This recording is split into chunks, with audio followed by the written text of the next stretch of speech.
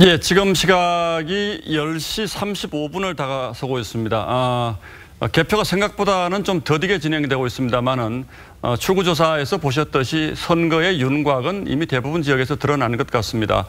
오늘 선거 결과를 한마디로 요약하면 민주당의 압승이다 이렇게 평가를 할 수 있을 텐데 지금부터 네 분의 전문가분들을 모시고 계속해서 좀 얘기를 나눠보도록 하겠습니다. 네, 이 자리에 최병무 TV조선 해설위원, 이현중 문화일보 논설위원, 유창선 정치평론가, TV조선 강상구 정치부장 나오셨습니다. 자, 어서 오십시오. 네, 안녕하세요. 예. 자, 강상구 정치부장 얘기부터 좀 들어봐야 되겠습니다. 어떻게 선거 결과가 예상한 대로입니까? 어떻습니까? 여론조사 결과에서 이미 대부분 예견은 됐었던 대목들이죠. 예. 다만 이른바 샤이보스라는 게 존재하느냐가 예. 관전 포인트였던 것 같은데 샤이보스라는 사람들은 너무나도 샤이해서 투표장에 나가지 않은 게 아닌가 싶은 생각도 좀 듭니다. 아까 지금 광역단체장은 이미 많이 분석을 했고 기초단체장들이 지금 관전 포인트들이 많은데 방금 경합지역들을 좀 보셨습니다마는 그중에 상당수가 영남이었습니다. 경남은 경합지역이 굉장히 많고요. 심지어 경북에서도 경합지역들이 꽤 있고 대부분이 민주당과 자유한국당의 경합인 경우가 그렇습니다. 많습니까? 잠깐씩이지만은 민주당이 앞섰던 곳도 있고 지금도 앞서는 곳도 있고 이런 상황이라서 이른바 TK는 지켰다라는 말조차도 어쩌면은 할 수 없는 자유한국당이 굉장히 오늘 좀 아마 TV를 보고 있기가 힘든 날이 아닌가 싶습니다. 자, 유평론가님께 여쭤보겠습니다. 이게 지금 여당에서는 이제 지역 구도가 좀 깨지는 아주 중요한 선거다 이렇게 평가를 하고 있는 것 같은데 이게 야당이 너무 잘 못해서 이런 겁니까? 아니면 실제로 좀 지역 구도가 완화되는 조짐을 보이는 건가요? 기본적으로 여당의 민주당의 압승은 문재인 대통령 효과다. 저는 그렇게 봅니다. 사실 뭐 민주당의 후보들이 이번 선거 치르면서 다 문재인 대통령을 앞세웠거든요. 문 대통령 얘기를. 그렇기 때문에 역시 그 여당 같은 경우는 그 효과를 가장 이제 크게 봤는데 반면에 이게 대비가 되는 게 야당들은 저는 사실상 자멸한 거 아닌가 그렇게 봅니다. 자유한국당 같은 경우 사실 정권이 바뀐 이후에 그 환경의 변화 속에서 환골탈퇴하는 모습을 보이지 못하고 홍준표 대표 체제에서 이를테면 막말 정당 또 합리성을 상실한 너무 극단적인 보수 정당 이런 거로 비춰지면서 그 보수층까지도 이제 등을 돌리는 이런 현상이 빚어졌고 또 바른미래당 같은 경우도 결국은 이제 통합이 이제 완전히 이제 실패했음을 뭐 이제 의미하는 게 되겠습니다. 그리고 안철수 유승민 리더십이 역시 또 이제 실패한 그런 이제 결과로 평가가 되기 때문에 야당 같은 경우는 사실상 뭐 이 지리멸멸상 속에서 야당에 대한 불신을 해소를 하지 못해가지고 사실상 이제 완패를 당했다, 뭐 대비가 되는 것 같습니다. 지금 야당 지도부에서 잇따라 벌써 책임을 통감한다 이런 반응들이 나오고 있는 걸 보면 앞으로 상당히 이제 정계 네, 지금 박원순 서울시장 후보의 이야기가 있을 것 같습니다. 서울 시민 여러분 정말 감사합니다.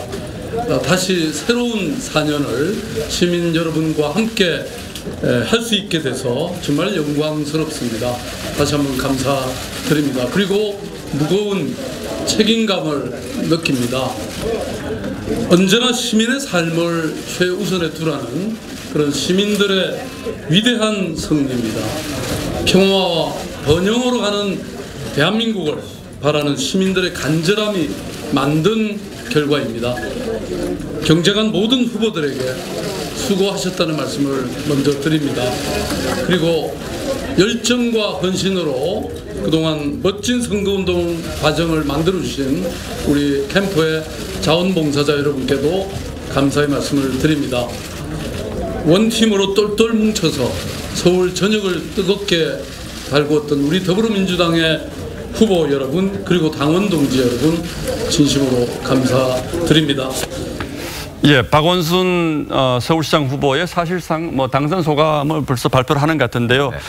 최 의원님 어떻습니까? 그 이번 서울시장 선거 과정은 사실 정책 대결보다는 야권 후보 단일화 여부가 더 관심이 컸었는데 단일화 됐으면 좀 양상이 달라졌을까요?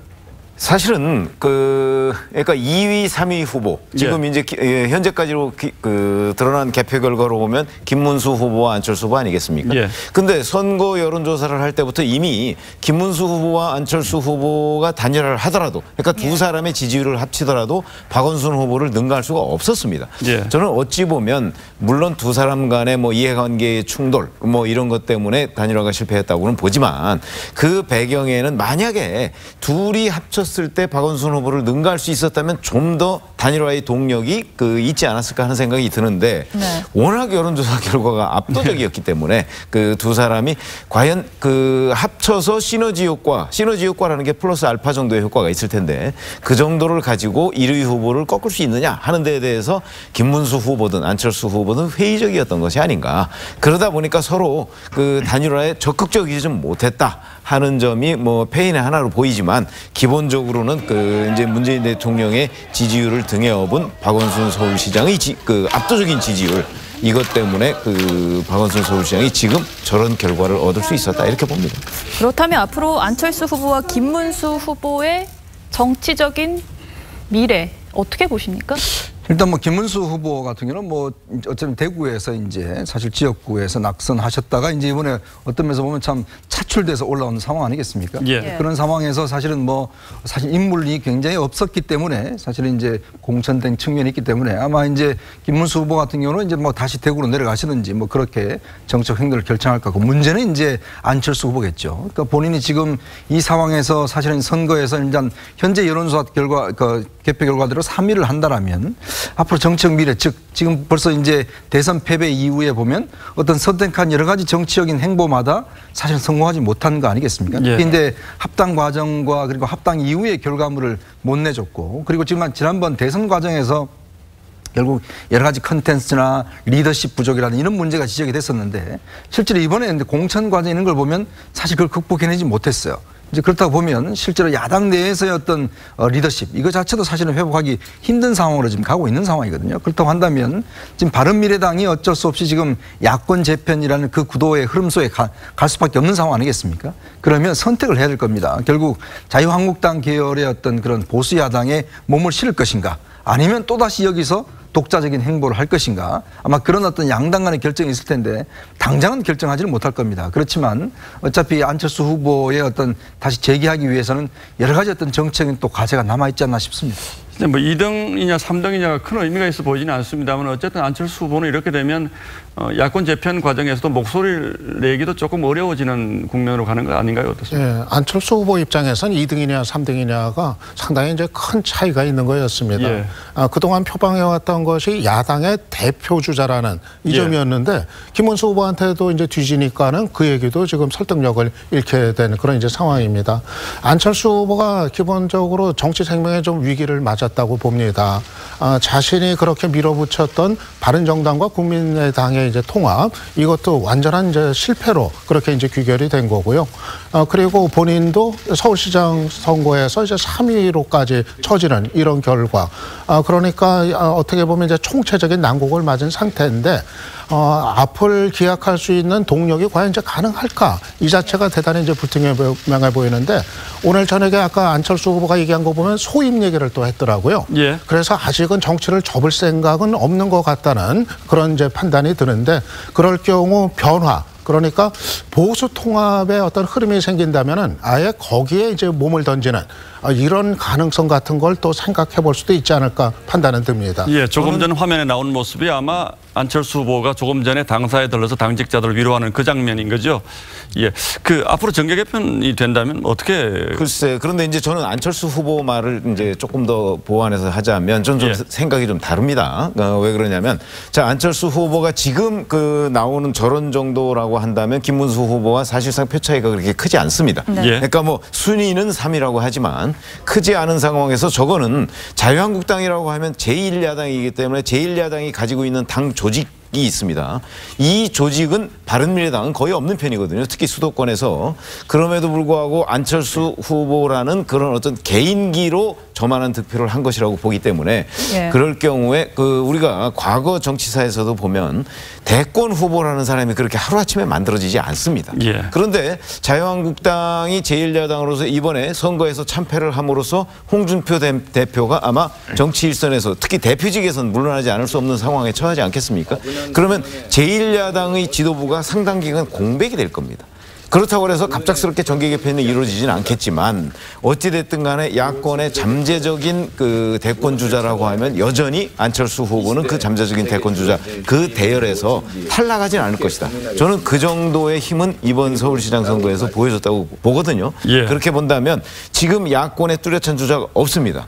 그러면 자유한국당에서 새로운 뭐 세대 교체의 바람이 분다든가 아니면 누군가가 그 당권을 장악해서 자유한국당의 조직을 바탕으로 새롭게 대권 주자로 부상하지 않는 한 안철수 후보의 존재감은 여전히 있을 거라고 보거든요. 그리고 안철수 후보가 또 섣불리 그러면 뭐 보수 쪽 특히 자유한국당 쪽에 합당을 한다든가 저는 그렇게 보지도 않습니다. 왜 그러냐면 선거가 이미 정부 선거가 끝났습니다. 끝났기 때문에 다음 선거는 2년 뒤에 총선이 있고 그다음에 대선이 있습니다. 근데 안철수 후보의 저는 이 시계 그러니까 정치적인 시계는 대선 쪽에 가 있다고 보거든요. 그렇다 보면 아직도 좀 시간이 있다고 보기 때문에 지금 문재인 대통령 이제 1년 갓 지났습니다. 그렇기 때문에 저는 4년 뒤에 맞춰져 있다고 본다면 안철수 후보한테 재기에게는 얼마인지 있다. 이렇게 보는 편입니다. 그래도 보수 통합에 대한 어떤 뭐 압력이라 그럴까요? 여론의 압력, 보수권의 압력 이런 건 굉장히 좀 거세지지 않을까요? 당연히 그렇죠. 지금 저 화면 왼쪽 편에 지금 또 바뀌었네요. 번갈아 가면서 나오고 있지만은 오늘 재보선 결과까지 감안한 현재 1위를 기준으로 생각해 보면은 민주당이 129석, 한국당이 113석, 바른미래당 30석 등등 이렇게 되는데 한국당과 바른미래당이 합치면은 143석이 됩니다. 민주당 129석보다 많죠. 그것도 정치적으로 매우 많은 숫자가 됩니다. 그 유혹 굉장히 클 겁니다. 그렇게 되면은 또 반대의 그 힘도 작용을 하겠죠. 민주당과 평화당이 합당을 하면은 그게 또 143석이 됩니다. 공교롭게도 같습니다, 숫자가. 그 압력도 커질 것이고 지금 무소속 중에서도 이제 뭐 두고두고 이제 말들이 많을 텐데 다만 그렇게 양쪽의 힘이 작용을 할 때 이거를 이끌어 나갈 주도 세력, 주도 인물이 있느냐가 이제 핵심 과제가 되겠죠. 지금 최병묵 선배가 지금 얘기한 말인즉슨 그 주도인물 중에 한 사람으로서 안철수의 가치는 여전히 남아있다라는 데 방점이 찍혀 있는 말일 텐데 만약에 이 움직임이 본격화된다고 했을 때 반대쪽의 움직임, 여권 재편의 움직임이 가동될 수 있는 명분이 되거든요. 그 힘이 훨씬 더 강할 수 있고 그거는 가시적인 힘이고 매우 강한 추동력이 될 거기 때문에 섣불리 지금 다시 통합을 하자라는 말은 꺼내기가 힘들 것이고 첫 번째 이유, 두 번째 이유.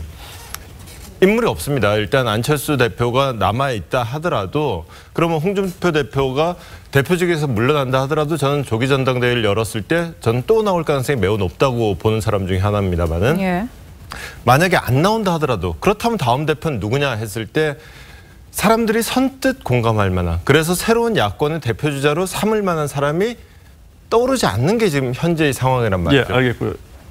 자, 이 의원은 어떻게 보세요? 대선 주자로서 안철수의 가치 좀 남아있을 거라고 보십니까? 뭐 사실은 뭐 김대중 대통령을 모델로 삼자면 뭐 충분히 뭐 가능성은 있는 것이죠. 뭐 김대중 대통령도 사실은 그 여론 억경 속에서도 결국 이제 대권이라는 고지에 갔지 않습니까? 아마 안철수 지금 후보 머릿속에는 아마 가장 먼저 떠오르는 게 아마 DJ였던 모습이 떠오를 겁니다. 어떤 면에서 보면 현재 실현 자체가 일단 젊잖아요. 아직까지는. 그렇기 때문에 또 여러 가지 앞으로 가능성이 충분히 있기 때문에 일정 정도의 후퇴는 있겠지만 그러나 이제 이 정계를 떠날 가능성은 저는 없다고 보거든요.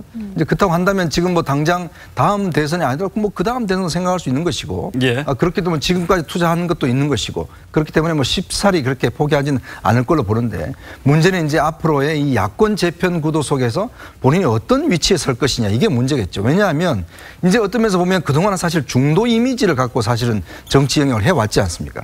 근데 이제 자유한국당하고 이제 만약에 합당이나 이런 걸 하자면 이제는 어떤 면에서 보면 이제 본인의 자세 자체를 좀 바꿔야 되거든요. 즉 보수 쪽의 어떤 입장을 바꾸려 한다면 과연 이제 그 어떤 선택 속에서 본인이 어떻게 살아남을 것인가 이런 것도 사실은 왜냐하면 처음 정치 시작할 때 좀 중도 진보 쪽에 시작해서 나중에 이제 보수 쪽으로 가는 그런 정치 행로를 한다라면 과연 이제 어떤 안철수의 어떤 가치나 본인의 정책 입장이 과연 얼마나 또 호응을 받을 수 있을지 그거 자체도 솔직히 제가 좀 마무리할 시간이 되어서 유창선 평론가님 뭐 앞으로 정계 개편 방향 간단하게만 좀 언급을 좀 해주시면 아무래도 야권발 정계 개편 가능성이 좀 유력해 보입니다.